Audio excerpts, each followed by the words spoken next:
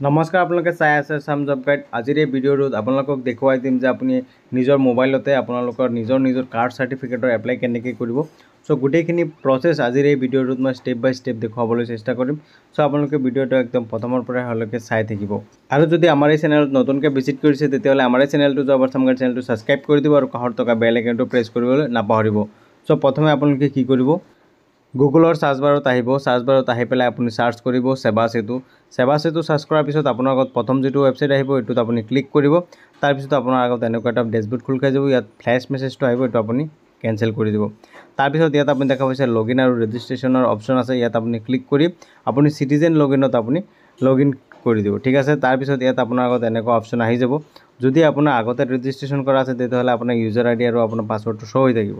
আৰু যদি আপুনি হেতু ইউজাৰ আইডি আৰু পাছৱৰ্ডৰে আপুনি কন্টিনিউ কৰিব বিচাৰে তেতিয়া আপুনি লগইনত ক্লিক কৰি দিলেই হ'ল। আৰু যদি আপুনি নতুনকৈ ৰেজিষ্ট্ৰেচন কৰিব বিচাৰে, যদি আপোনাৰ কোনো ধৰণৰ ৰেজিষ্ট্ৰেচন কৰা নাই তেতিয়া আপুনি কি কৰিব, আপুনি তলত দেখা পাইছে নিউ ইউজাৰ, ইয়াত আপুনি ক্লিক কৰিব। ক্লিক কৰাৰ লগে লগে আপোনাৰ আগত এনেকুৱা এটা ফৰ্ম খোল খাই যাব। এইটো ফৰ্ম আপুনি ফিল কৰিব লাগিব। ঠিক আছে, ইয়াত আপোনাৰ কি হৈছে, প্ৰথমতে আপোনাৰ নিজৰ মোবাইল নাম্বাৰটো দিব লাগিব। নিজৰ মোবাইল নাম্বাৰটো দিয়াৰ পিছত আপুনি জেনেৰেট OTPত ক্লিক কৰি দিব। আপুনি OTPত ক্লিক কৰাৰ লগে লগে আপোনাৰ মোবাইলত এটা OTP আহিব। সেই OTPটো আপুনি ধুনীয়াকৈ ইয়াত ফিল কৰিব। OTPটো ফিল কৰাৰ পিছত আপুনি কি কৰিব, ভেৰিফাই OTPত আপুনি ক্লিক কৰি দিব। তাৰ পিছত আপুনি দেখা পাইছে OTP ভেৰিফাইড সাকসেসফুলি হৈ গ'ল। তাৰ পিছত আপোনাৰ এটা কি কৰিব লাগিব, ইয়াত আপোনাৰ নিজৰ নামটো ফিল কৰিব লাগিব। আপোনাৰ নামটো ফিল কৰাৰ পিছত আপুনি এটা ইউজাৰ নেম বনাব লাগিব। ঠিক আছে, আপোনাৰ নিজৰ ইচ্ছামতে এটা ইউজাৰ নেম বনাব। ইউজাৰ নেম বনোৱাৰ পিছত আপুনি কি কৰিব, তলত পাছৱৰ্ডৰ এটা অপচন আহি আছে, আপুনি নিজৰ ইচ্ছামতে এটা পাছৱৰ্ড দিব। ঠিক আছে, পাছৱৰ্ডটো দিয়াৰ পিছত আপুনি তলত দেখা পাইছে কনফাৰ্ম পাছৱৰ্ড। ঠিক আছে, ইয়াত আপুনি আকৌ সেই যেটো পাছৱৰ্ড লিখিছে বা বনাইছে সেই পাছৱৰ্ডটো আকৌ ধুনীয়াকৈ ইয়াত কনফাৰ্ম কৰিব। তাৰ পিছত আপুনি অলপ স্ক্ৰল কৰি আহিব, ইয়াত আপোনাৰ জেন্ডাৰটো দিব, ডেট অফ বাৰ্থটো ফিল আপ কৰিব আৰু আপোনাৰ এটা পাৰ্সোনেল মেছেজ দিব লাগে। ঠিক আছে, ইয়াত আপুনি ইউজাৰ নেমটো লিখি দিব পাৰে। ঠিক আছে, তাৰ পিছত আপুনি ক্যাপচাৰটো ফিল কৰিব আৰু একসেপ্টত ক্লিক কৰি পেলাই সাইন আপত ক্লিক কৰি দিব। সাইন আপত ক্লিক কৰাৰ পিছত এনেকুৱা অপচন আহিব পাৰে, কিন্তু একো নাই, আপোনাৰ সাইন আপ হৈ যাব। তাৰ পিছত আকৌ পুনৰ হোম পেজত আহি পেলাই আপুনি লগইনত সিটিজেন লগইনত লগইন কৰিব। আপোনাৰ আগত এনেকুৱা এটা ডেশবোৰ্ড খোল খাই যাব। ঠিক আছে, ইয়াত আপুনি কি কৰিব, সাৰ্চৰ এটা অপচন আহি আছে ওপৰত দেখা পাইছে, ইয়াত আপুনি লিখিব কাষ্ট। কাষ্ট বুলি লিখাৰ লগে লগে আপোনাৰ আগত এনেকুৱা এটা অপচন খোল খাই যাব, সাৰ্চত আহি যাব। ইয়াত আপুনি কি কৰিব, সাৰ্চত আপুনি ক্লিক কৰি দিয়াৰ লগে লগে আপোনাৰ আগত এনেকুৱা কাৰ্ড সাৰ্টিফিকেট অপচনটো আহি যাব। ইয়াত আপুনি এপ্লাইৰ অপচন যেটো দেখা পাইছে কৰ্নাৰত, ইয়াত আপুনি ক্লিক কৰি দিব। তাৰ পিছত আপোনাৰ আগত এনেকুৱা এপ্লিকেশ্যন ফৰ্মটো ওলাই আহি যাব। ইয়াত আপুনি কি কৰিব, স্ক্ৰল ডাউন কৰিব আৰু আপোনাৰ নিজৰ নামটো ফিল কৰিব। যদি আপুনি নিজৰটো কৰি আছে তেতিয়াহ'লে আপোনাৰ নিজৰটো ফিল কৰিব, আৰু যদি আপুনি বেলেগৰ এপ্লাই কৰি আছে তেতিয়াহ'লে আপুনি বেলেগৰটো ধুনীয়াকৈ ফিল কৰি দিব। তাৰ পিছত ইয়াত আপুনি এপ্লিকেশ্যন ফৰ, ইয়াত আপুনি কাষ্ট সিলেক্ট কৰিব, HC সিলেক্ট কৰিব। আপুনি যেটো কাষ্টৰ কাৰণে এপ্লাই কৰি আছে সেইটো আপুনি সিলেক্ট কৰিব। তাৰ পিছত ইয়াত আপুনি কি কৰিব, নেম অফ এপ্লিকেণ্ট, ইয়াত আপুনি কি কৰিব, যাৰ নামত এপ্লাই কৰি আছে তাৰ নামটো লিখিব। ঠিক আছে, আৰু যদি নিজৰটো এপ্লাই কৰি আছে তেতিয়াহ'লে নিজৰ নামটো লিখিব। তাৰ পিছত আপোনাৰ জেন্ডাৰ যেটো আছে জেন্ডাৰটো ফিল কৰিব। তাৰ পিছত ইয়াত আপোনাৰ যেটো ৰেজিষ্টাৰ মোবাইল আছিলে সেইটো মোবাইল নাম্বাৰ ইয়াত শো হৈ থাকিব, আপুনি এটো চেঞ্জ কৰিব নালাগে। তাৰ পিছত আপুনি পান নাম্বাৰ যদি আছে দিব বিচাৰে তেতিয়াহ'লে দিব পাৰে, যদি নাই তেতিয়া দিব নালাগে, নিদিলেও হ'ব। তাৰ পিছত আপুনি ইমেইল যদি দিব বিচাৰে তেতিয়া দিব, যদি নিবিচাৰে তেতিয়া দিব নালাগে। তাৰ পিছত আপোনাৰ ভোটাৰ আইডি নাম্বাৰ যদি দিব বিচাৰে তেতিয়াহ'লে দিব, নহ'লে নালাগে, ইপিক নাম্বাৰ যেটো আছে।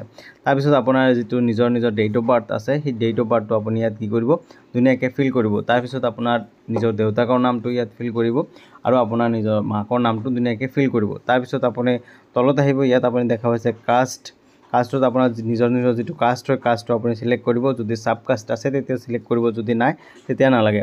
তাৰ পিছত আপুনি তলত আহিব এড্ৰেছ অফ দ্য এপ্লিকেণ্ট, ইয়াত আপোনাৰ এপ্লিকেণ্টৰ এড্ৰেছটো ধুনীয়াকৈ ফিল আপ কৰিব। প্ৰথমতে আপোনাৰ ভিলেজটো দিব আৰু 2 নম্বৰ অপচনত এড্ৰেছ লাইন 2ত আপুনি পোষ্ট অফিচটো দিব পাৰে।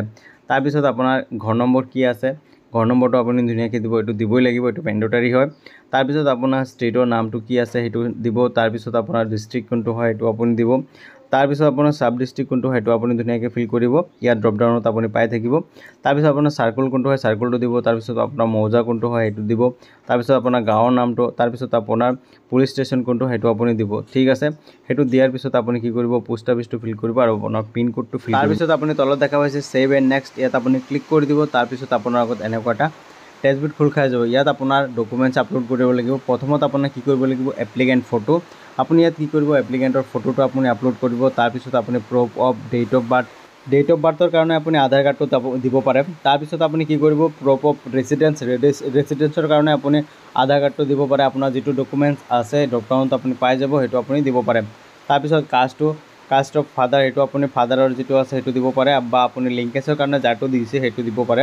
তাৰপিছত আপোনাৰ এনি আদাৰ ছাপৰ্টিং ডকুমেণ্টছ আপোনাৰ যিটো আছে সেইটো আপুনি দিব পাৰে। যদি আপোনাৰ ডকুমেণ্টছ কেনেকৈ আপলোড কৰিব সেইটো আপুনি নাজানে, তেতিয়াহ'লে আপুনি কমেণ্টত জনাব, মই আপোনাক নিজে গাইড কৰি দিম।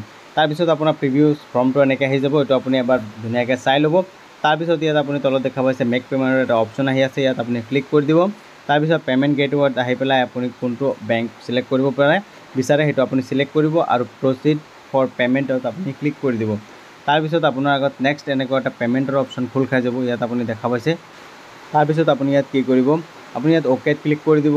অ'কেত ক্লিক কৰাৰ পিছত আপোনাৰ আগত এনেকুৱা এটা অপশ্যন আহিব, ইয়াত আপুনি টাৰ্মছ এণ্ড কণ্ডিশ্যন চিলেক্ট কৰিব, কনফাৰ্ম পে'মেণ্টত আপুনি ক্লিক কৰিব। তাৰপিছত আপোনাৰ আগত এনেকুৱা এটা অপশ্যন খোল খাই যাব, ইয়াত আপুনি যিটো অপশ্যনেৰে আপুনি পে'মেণ্ট কৰিব বিচাৰে, মই QR কোডত পে'মেণ্ট কৰিম, মই এইটো অপশ্যন কৰি ল'লোঁ। তাৰপিছত আপোনাৰ আগত পে'মেণ্টটো কৰাৰ পিছত পে'মেণ্টটো ছাকচেছফুলি এনেকৈ হৈ যাব। কেতিয়াবা পে'মেণ্টটো ছাকচেছফুলি হওঁতে অলপ টাইম লাগে, আপোনালোকে অলপ ৱেইট কৰিব, ঠিক আছে। যদি এনেকুৱা হৈ আছে তেতিয়াহ'লে আপুনি কি কৰিব, চিধা লগইন পেজত আহি যাব। লগইন পেজত অহাৰ লগে লগে আপোনাৰ আগত এনেকুৱা এটা অপশ্যন খোল খাই যাব, ইয়াত আপুনি দেখা পাইছে মাই এপ্লিকেশ্যনৰ এটা অপশ্যন খোল খাই আছে। ইয়াত আপোনালোকে কি কৰিব, ক্লিক কৰি দিব। মাই এপ্লিকেশ্যনত আপোনালোকে ক্লিক কৰাৰ লগে লগে আপোনাৰ আগত কি হ'ব, আপোনাৰ যিখিনি আপুনি এপ্লাই কৰিছিলে বা আপোনাৰ যিখিনি এপ্লিকেশ্যন আছে এইখিনি আপোনাৰ আগত এনেকুৱা শ্ব' হৈ যাব। আৰু ইয়াত আপুনি দেখা পাইছে গেট একনলেজমেণ্ট, ইয়াত আপোনালোকে ক্লিক কৰি পেলাই আপোনালোকে ৰিচিপ্টটো ডাউনলোড কৰিব পাৰে, একনলেজমেণ্ট, ঠিক আছে। চ' আজিৰ এই ভিডিঅ'টোত এইখিনি আছিল। যদি আপোনালোকে ভিডিঅ'টো চাই ভাল পাইছে তেতিয়াহ'লে আমাৰ এই চেনেলটো জব এছএমগাৰ্ড চেনেলটো ছাবস্ক্ৰাইব কৰি দিব, আৰু কাষত থকা বেল আইকনটো প্ৰেছ কৰিবলৈ নাপাহৰিব।